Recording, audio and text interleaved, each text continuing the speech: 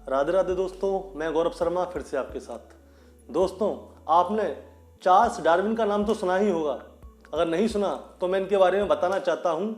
इन्होंने मानव का विकास कैसे हुआ इसकी खोज की थी, लेकिन सत्य सनातन धर्म में बहुत पहले इस चीज़ की खोज हो चुकी है कि मानव का विकास कैसे हुआ, जो कि भगवान विष्णु ने अपने 10 अवतार लेकर इसको बताया है कि मानव की विकास कैसे हुआ।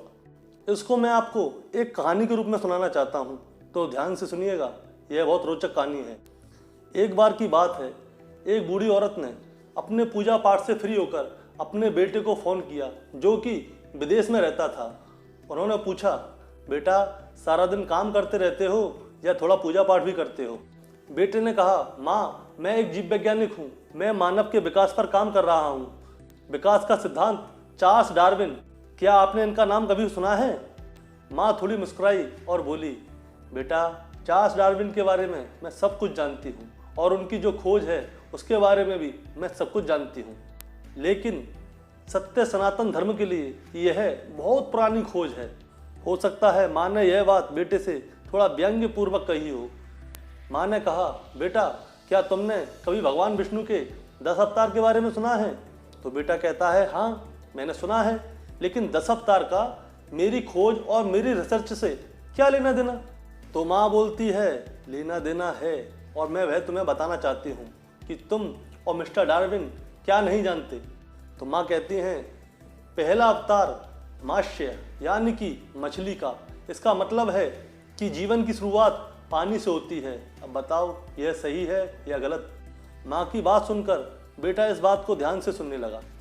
अब माँ ने कहा, भगवान विष्णु का दूसरा रूप है कुर्म यानी कि कछुआ, जो कि हमें बताता है कि पानी से धरती की ओर विकास कैसे हुआ। अब आते हैं तीसरे अवतार पर, यानी कि 12 अवतार। इसको हम लोग सूअर भी कहते हैं। इसका मतलब है जंगली जानवर, यानी कि इनमें बुद्धि नहीं होती। इसे आप लोग डायनासोर भी कह के पुकारते हो।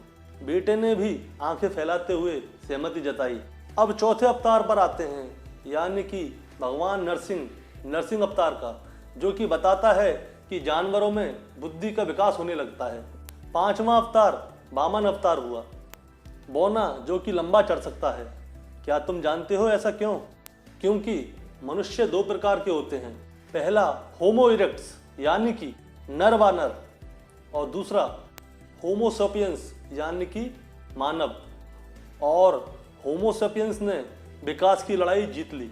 बेटा 10 अवतार की कहानी बहुत ही ध्यान से सुनने लगा और बहुत खुश हुआ, और माँ बोलना जारी रखती है। और छठा अवतार था भगवान परशुराम का, जिनके पास शस्त्र यानी कि कुल्हाड़ी थी। वह दर्शाते थे उन मानवों को जो कि गुफाओं में और पहाड़ियों में रहा करते थे और गुस्सैल और असामाजिक होते थे। और सातवां अवतार था मर्यादा पुरुषोत्तम भगवान श्री राम का, जो कि सोच युक्त सर्वप्रथम सामाजिक व्यक्ति थे, जिन्होंने कि समाज में नियम बनाए और समस्त रिश्तों का आधार बनाया। और आठवां अवतार था भगवान श्री कृष्ण का, राजनेता, राजनीतिज्ञ, प्रेमी, जिन्होंने समझाया कि समाज के नियमों का आनंद लेते हुए इस समाज के ढांचे में फला फूला कैसे जाए। बेटा माँ की बात सुन सुनकर चकित हो गया और बहुत खुश होने लगा, और माँ ज्ञान की गंगा प्रवाहित करती रही। और 9वें अवतार थे महात्मा बुद्ध, जिन्होंने कि नरसिंह से उठे मानव के सही स्वभाव को खोजा। उन्होंने मानव द्वारा ज्ञान के स्वभाव की अंतिम खोज की थी। और 10वां अवतार आएगा कल्कि का, वह मानव जिस पे कि तुम खोज कर रहे हो, वह मानव जो कि आनुवंशिक रूप से सर्वश्रेष्ठ होगा। बेटा अपनी माँ की बात सुनकर अवाक होकर बैठ गया। अंत में वह बोला, यह तो अद्भुत है माँ, हिंदू दर्शन वास्तव में अर्थपूर्ण है। तो दोस्तों, वेद, पुराण, उपनिषद यह सभी वास्तव में अर्थपूर्ण है। सिर्फ आपके देखने का नजरिया होना चाहिए, फिर चाहे वो धार्मिक हो या वैज्ञानिक।